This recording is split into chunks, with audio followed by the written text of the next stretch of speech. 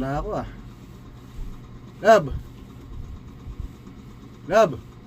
Oo! Ano na? Di ba pa daw kakain? Anong oras na? Past 12 na.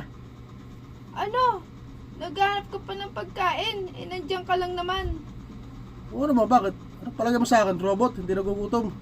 Ba, mas maganda palagi ka na sa labas. Hindi ka nagugutom. Grabe naman yan. Mamaya pa! Magluluto pa ako, kahit maghintay ka. Anong oras pa matatapos yan? Maya lang, maghintay ka. Dapat sa labas ka na lang. Sa coding, kailangan na lumabas ako.